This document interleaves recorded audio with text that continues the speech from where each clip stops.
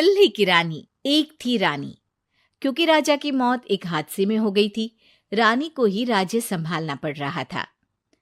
रानी का नाम था रानी रश्मिवती।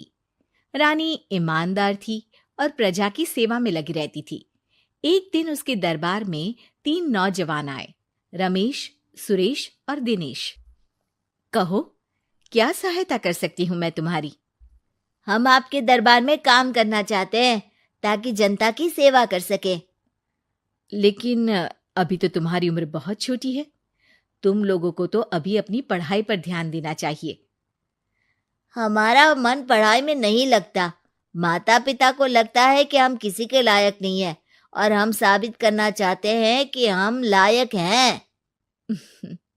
उत्साह बहुत अच्छा है, मगर अभी उम्र कच्ची है तुम लोगों की। अरे उम्र से क्या होता है रानी जी? शास्त्रों में लिखा है कभी किसी के ज्ञान को उसकी उम्र के आधार पर नहीं देखना चाहिए। बात तो सही है तुम्हारी।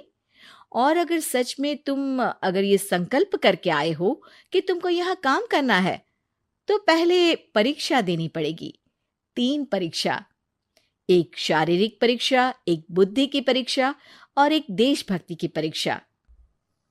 और ये क्या है? वो मंत्री महोदय तुम्हें समझा देंगे। हमारे पास समय नहीं है। अगर तुम लोग तैयार हो तो बताओ। हाँ हाँ, हम तैयार है किसी भी परीक्षा के लिए। मैं भी तैयार हूँ कुछ भी कर गुजरने के लिए।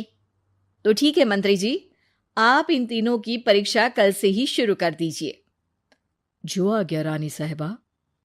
अगले दिन से ही तीनों की परीक्षा शुरू हो जाती है। पहले शारीरिक परीक्षा, यानी किस में कितना है दम, ये देखेंगे हम। क्योंकि शरीर में दम होगा तभी तो प्रजा की सेवा में दम लगा पाओगे। हमें क्या करना होगा? वो पेड़ दिख रहा है, जो सबसे पहले चढ़ेगा उस पे दरबार में नौकरी पाने के अवसर उसी के बढ़ जाएंगे।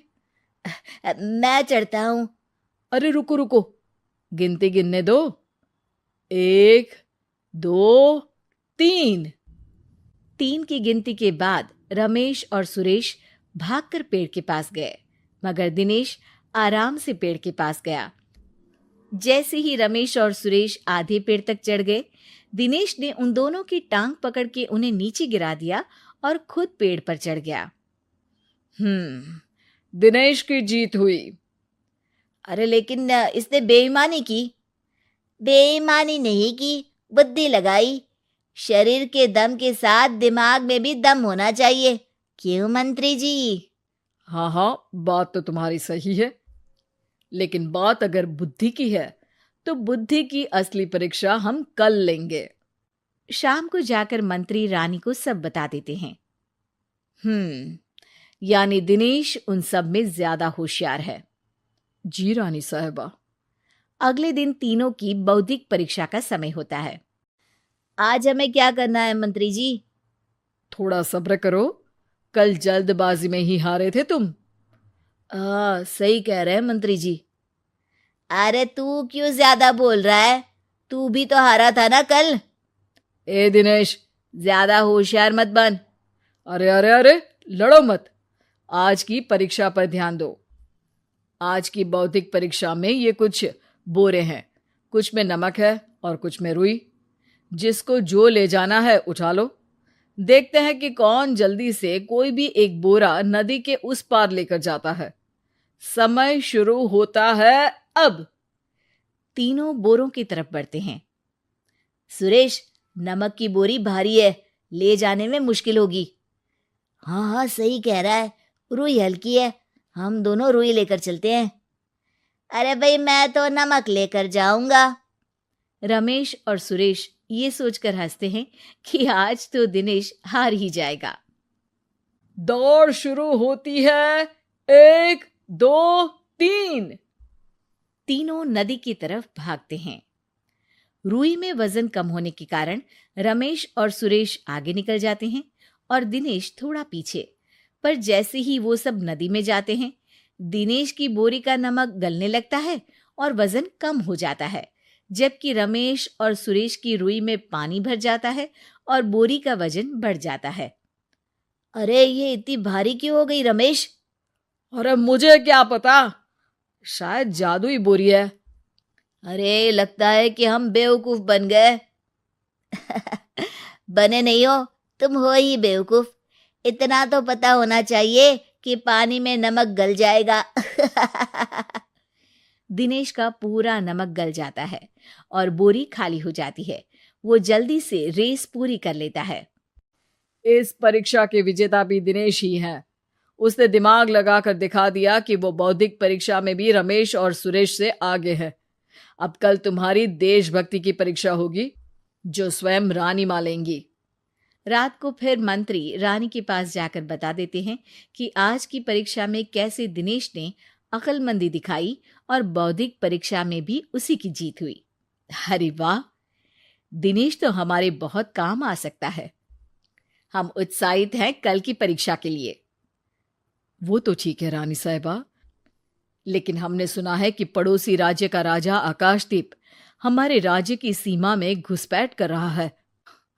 ये तो चिंता की बात है। हमें जल्द ही कुछ करना चाहिए। अगले दिन रमेश, सुरेश और दिनेश अपनी आखिरी देशभक्ति की परीक्षा के लिए दरबार में आते हैं।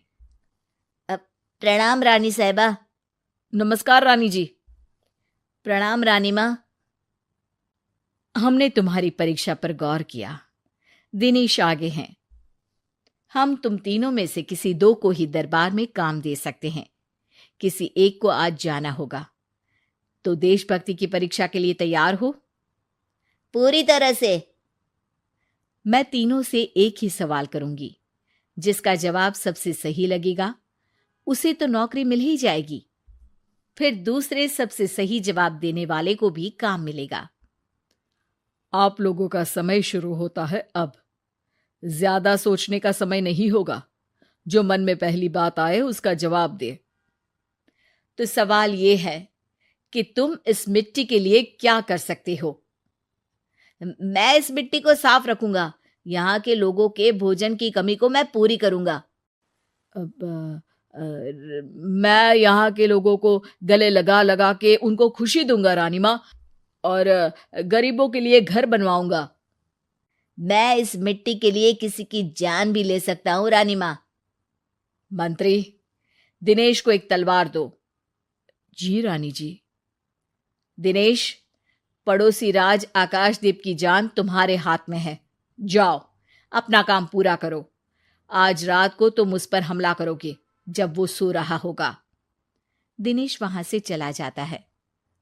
रानी मां, ये आपने क्या किया? अभी किया नहीं है मंत्री जी।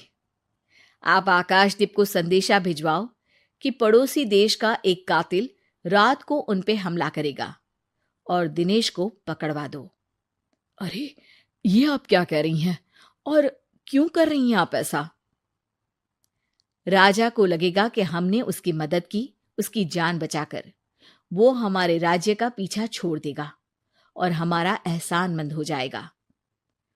और दिनेश का क्या होगा? इस राज्य को दिनेश जैसे शातिर और लड़ाकू लोगों से ज्यादा जरूरत है, ऐसे लोगों की जो लोगों को खाना खिलाने की और खुश करने की बात करे। और ये गुण सुरेश और रमेश में है। इन्हें नौकरी दे दो।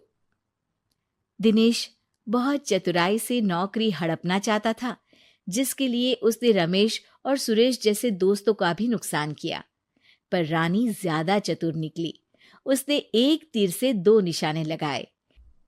दिनेश जैसे खूंखार युवक को राज्य से बाहर करवा दिया और पड़ोसी राजा आकाशदीप को अपना एहसानमंद कर लिया। पूरा दरबार रानी की जय जयकार कर रहा था।